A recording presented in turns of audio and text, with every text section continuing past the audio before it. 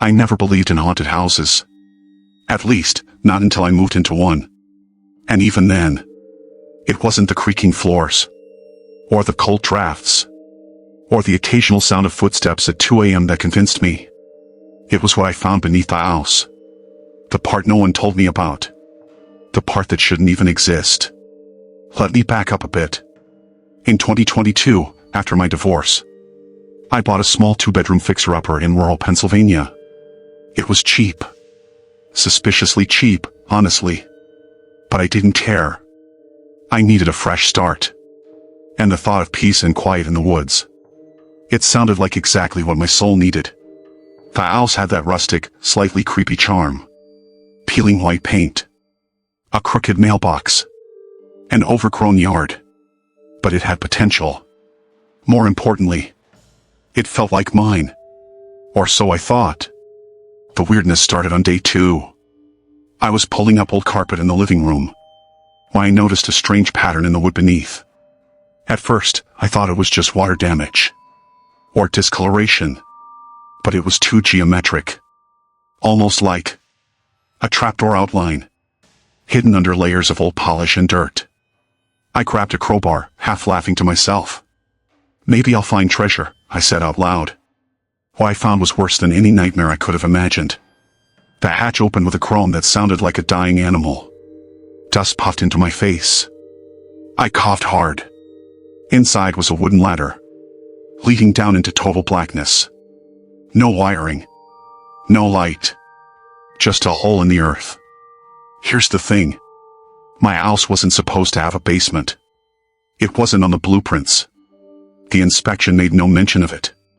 The realtor swore it was a single-story crawlspace-only structure. But there it was. Dark.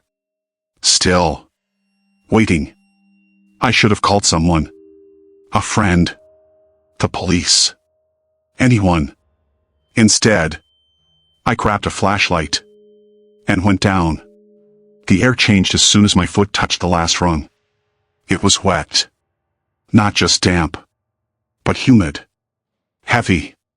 The kind of air that feels like it's watching you. The room wasn't wide. Maybe 10 by 10 feet. Dirt floor. Stone walls. And something in the middle, covered by a decaying tarp. My flashlight flickered. Once. Twice. I stepped closer. The tarp was soaked. It looked black in some spots. Like old blood. I reached out. Then stopped. Because the tarp moved. Just a little. Like whatever was underneath had just breathed. I ran. No hesitation. Climbed the ladder 2 steps at a time. Slammed the hatch shut. Pushed the heaviest bookshelf I could find over it. My heart was pounding so loud. I swear it echoed through the house. I told myself it was nothing. A raccoon. A trick of the light. Maybe a gas leak was making me hallucinate. That night, I couldn't sleep. At 3:13 a.m. exactly, I heard something knock from under the floor. 3. Slow knocks. And then, a voice. Faint, but real. It said, "I remember you." I didn't sleep that night. Or the next. I told myself I was just tired. Stressed. Recovering from the move, the divorce, the new house. But the knocks came back. Always at 3:13 a.m. Always 3 of them. Slow. Deliberate. And always followed by a voice. Sometimes, it said my name. Other times, it just laughed. A quiet, broken sound. Like a child who's been crying for too long. I stopped going near the hatch. I stopped sitting in that room entirely. But the house didn't care. It creaked louder at night. The lights flickered, even during the day. And the temperature dropped in only one room, the living room. The one above, the basement. On the 5th night, I woke up choking. The air in my bedroom was thick. Like smoke, but there was no fire. My vision blurred. I stumbled out into the hall. And froze. There were muddy footprints. Small, barefoot ones, trailing from the living room to my bedroom door. I followed them back, each step darker than the last, wetter, until I reached the bookshelf, the one I had pushed over the trapdoor. It had been moved, just a little, tilted, as if someone had nudged it from underneath. I wanted to scream, call someone, leave. But the road out of this town was a mile of darkness. No neighbors, no signal, and I couldn't even prove anything was wrong. What would I say? My imaginary basement child is moving furniture? They'd lock me up. So I did what I do best. I pretended it wasn't happening. Until I couldn't. Night 6, I recorded everything. I set up my phone in the living room, propped it on the mantel, pointed it at the floor, at the hatch. I stayed up in my bedroom, headphones in, pretending to watch a movie. But my eyes never left the hallway. And at 3:13, the hallway got cold. I don't mean chilly. I mean breath-fogging cold, like a freezer door had opened behind me. I didn't want to look. But I did. And in the dark, I saw something move. A shape. Low to the ground. Crawling. It paused in front of my door. Turned its head. And just stayed there. I didn't breathe. I didn't blink. Eventually, it vanished. When I checked my phone the next morning, the video was gone. Deleted. Not corrupted. Not failed. Just gone. That day, I drove to town. I found the local library. Yes, they still had one. And asked about my property. The woman behind the desk looked up slowly. Her smile faltered when I gave her the address. She said, "Are you sure that house is still standing?" I blinked. "Yeah. I just moved in." She frowned, then walked into the back. 10 minutes later, she returned, with a thin manila folder. Inside were 3 pages. And a photo. The photo showed my house. Or what was left of it. Burned. Collapsed. From 25 years ago. A small boy had gone missing. His mother locked herself inside for weeks. Neighbors said she went crazy. When they finally broke in, they found her in the basement, sitting beside a tarp. Underneath it wasn't the boy. It was something else.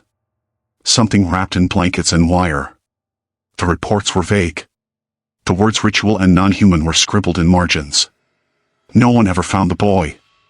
The librarian looked pale. She whispered, "That property's been vacant ever since. It shouldn't be livable. There's no foundation left." I told her I was living there now. She didn't respond.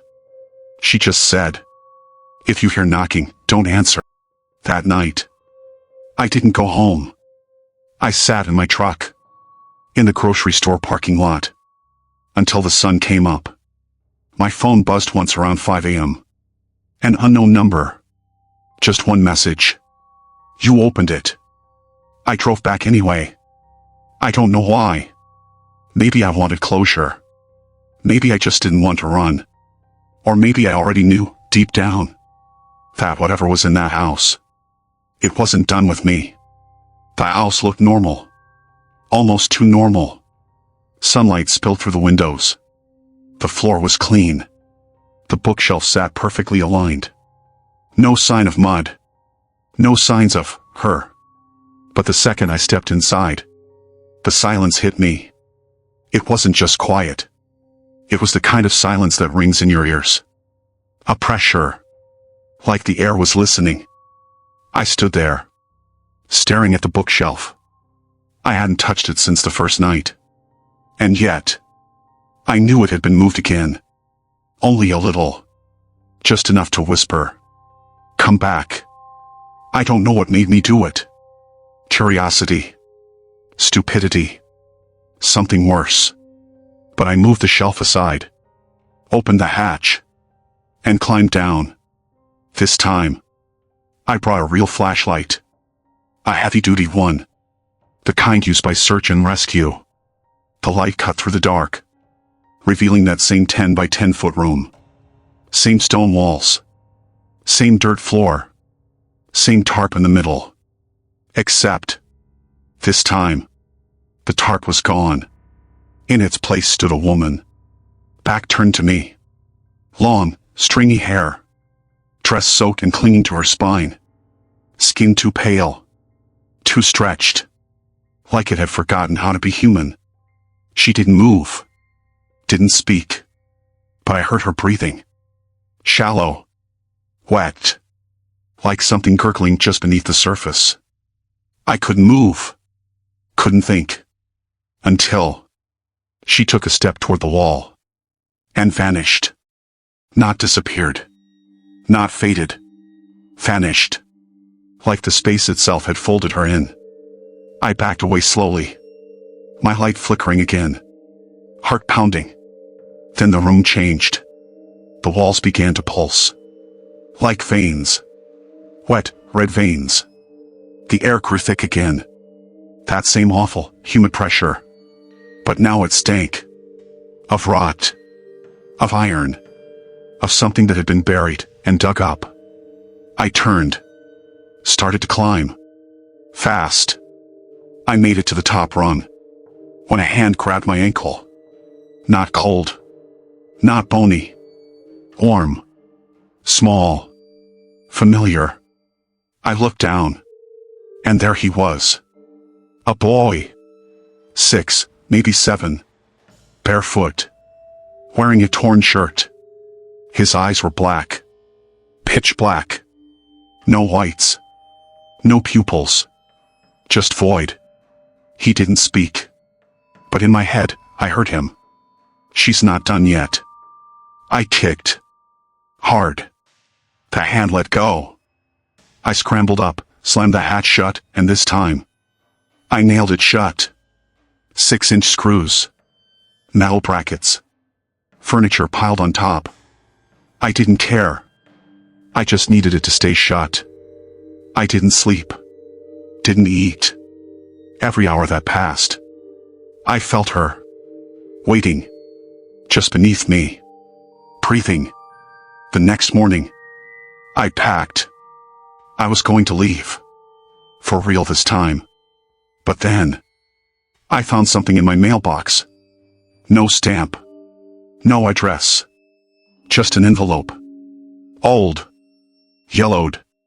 Inside was a photo. It was me. Standing at the top of the basement hatch. Looking down. Flashlight in hand. Taken from behind.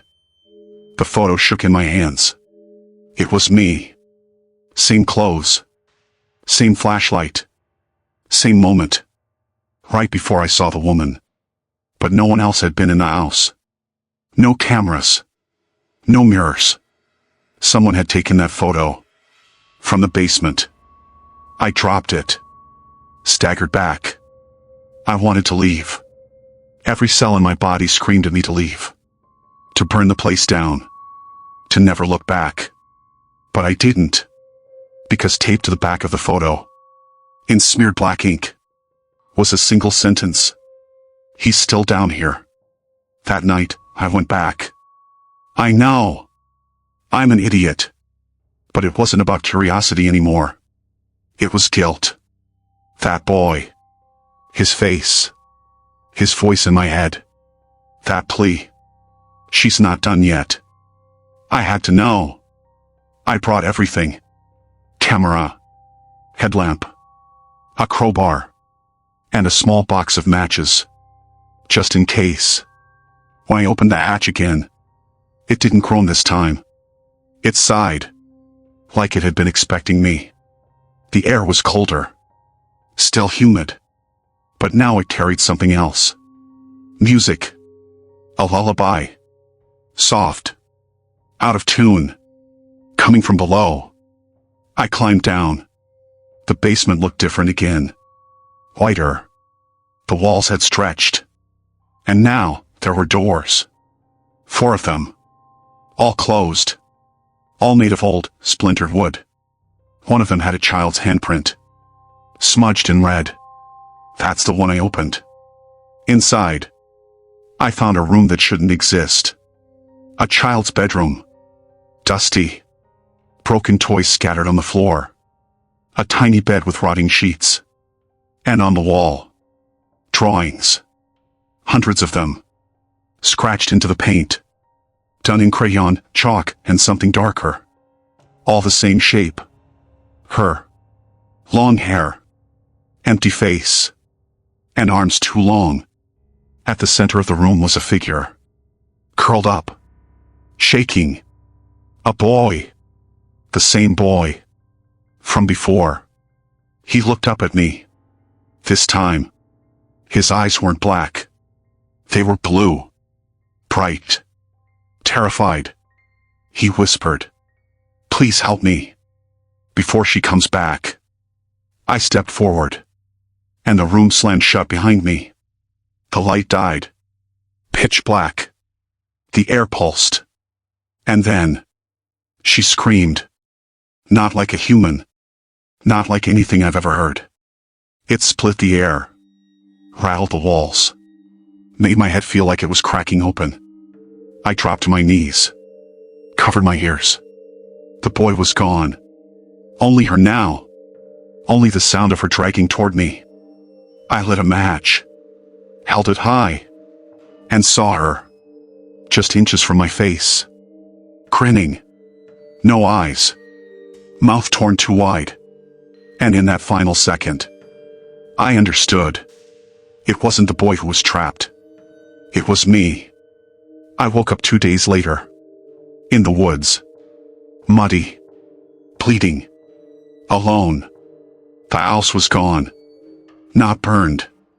Not collapsed. Just gone. Like it had never been there. I tried to report it. The police laughed. Said I had a breakdown. No records. No deed. No sign a house had ever stood at that spot. Even the satellite view showed nothing but trees. But here's the part that still keeps me up. A week after that, I got a package. No return address. Inside was a photograph. Old. Faded. A picture of her. Standing behind a different man. Different house. Same smile. Same eyes. On the back, it said, "She moves. You let her out. I never open another basement door again. You shouldn't either."